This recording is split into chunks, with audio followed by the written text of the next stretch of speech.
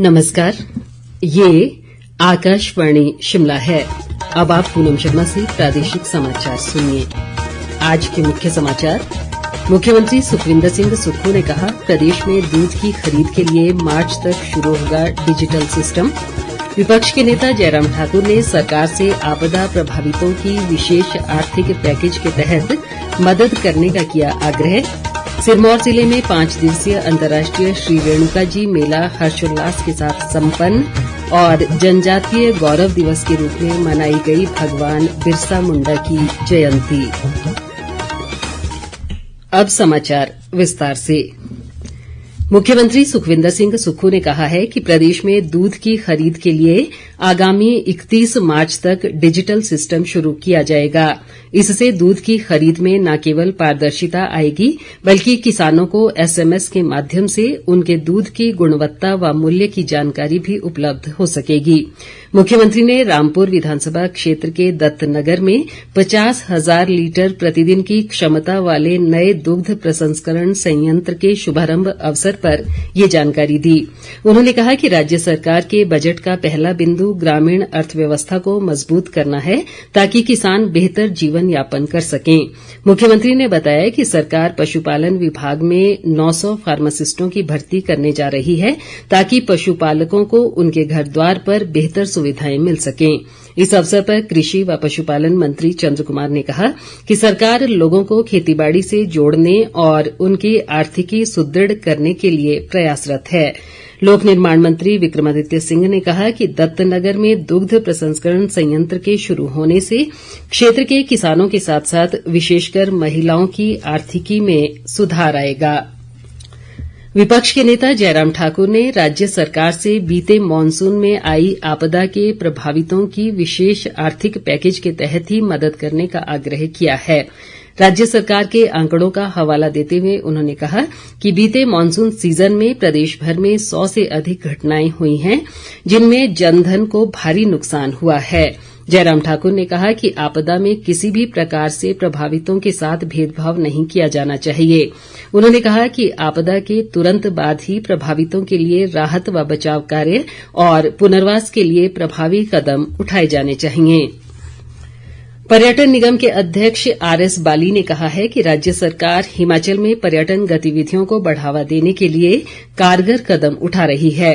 धर्मशाला में एक कार्यक्रम में उन्होंने कहा कि पर्यटन को बढ़ावा देने के लिए प्रदेश के विभिन्न क्षेत्रों में पर्यटन विभाग की ओर से मेगा इवेंट करवाए जाएंगे।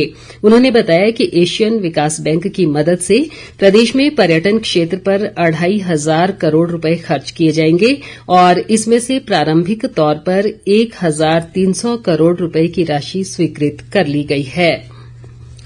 आयुष मंत्री यादविंद्र गोमा ने अध्यापकों से बच्चों को शिक्षा के साथ साथ नैतिक मूल्यों व कर्तव्यों का ज्ञान देने का भी आह्वान किया है।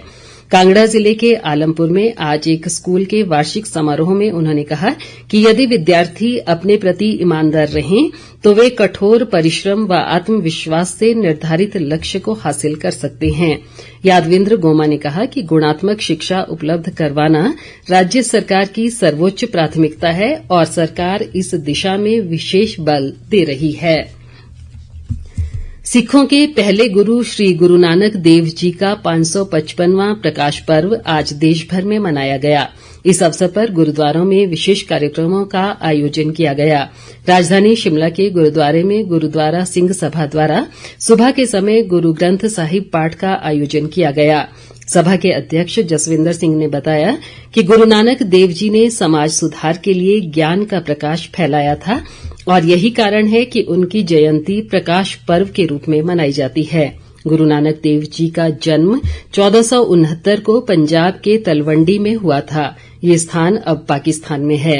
प्रकाश पर्व के मौके पर स्वास्थ्य मंत्री धनीराम शांडिल ने भी शिमला के गुरुद्वारे में शीश नवाया। प्रदेश भाजपा ने कांग्रेस सरकार पर किसानों व बागवानों के साथ अन्याय करने का आरोप लगाया है। पार्टी प्रवक्ता चेतन सिंह बरागटा ने कहा कि एंटी हेलनट पर मिलने वाली सब्सिडी बंद करने के बाद प्रदेश सरकार ने अब सोलर फेंसिंग पर मिलने वाली सब्सिडी भी बंद कर दी है। उन्होंने कहा कि इस फैसले से प्रदेश के छोटे और मध्यम किसानों व बागवानों पर सीधा असर पड़ेगा।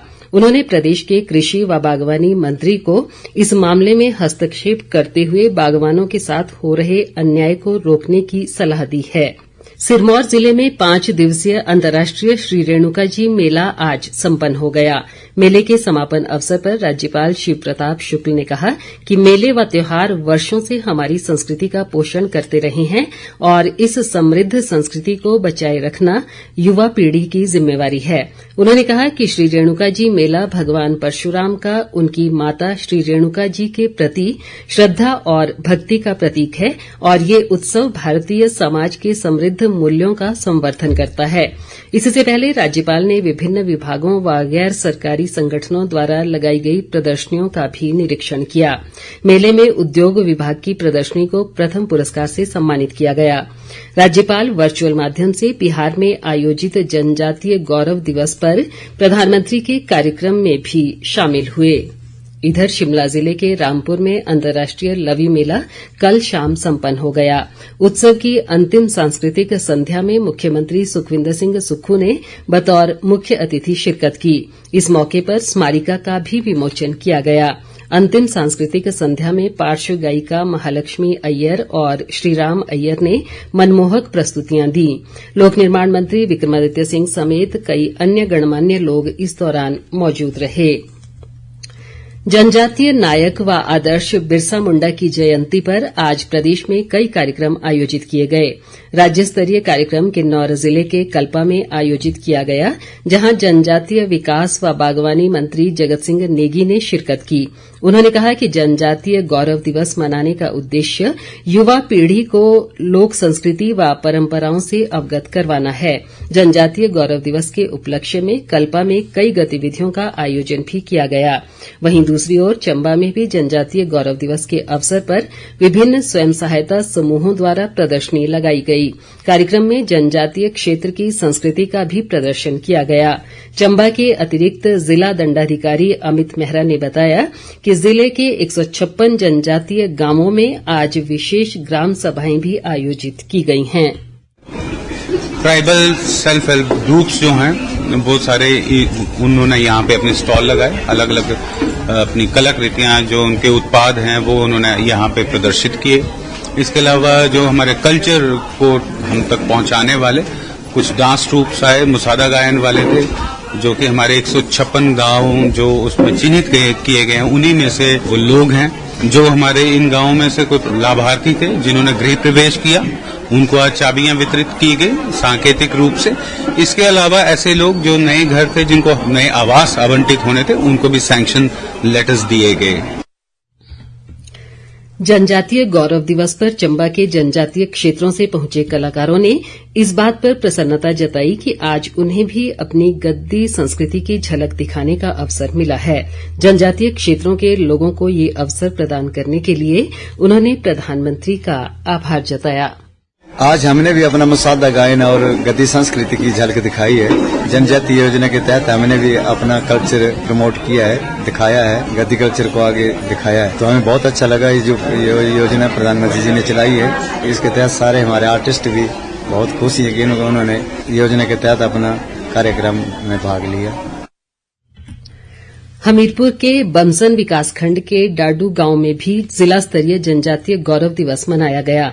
इस अवसर पर जहां महान स्वतंत्रता सेनानी बिरसा मुंडा को श्रद्धांजलि दी गई, वहीं लोगों को सरकार की योजनाओं से भी अवगत करवाया गया। ऊना जिले में हरोली क्षेत्र की बीटन पंचायत में भी विशेष ग्राम सभा आयोजित की गई। अंत में मुख्य समाचार एक बार फिर। मुख्यमंत्री सुखविंदर सिंह सुक्खू ने कहा, प्रदेश में दूध की खरीद के लिए मार्च तक शुरू होगा डिजिटल सिस्टम। विपक्षी नेता जयराम ठाकुर ने सरकार से आपदा प्रभावितों की विशेष आर्थिक पैकेज के तहत मदद करने का किया आग्रह। सिरमौर जिले में 5 दिवसीय अंतर्राष्ट्रीय श्री रेणुका जी मेला हर्षोल्लास के साथ संपन्न और जनजातीय गौरव दिवस के रूप में मनाई गई भगवान बिरसा मुंडा की जयंती। इसी के साथ ये समाचार बुलेटिन समाप्त हुआ। नमस्कार।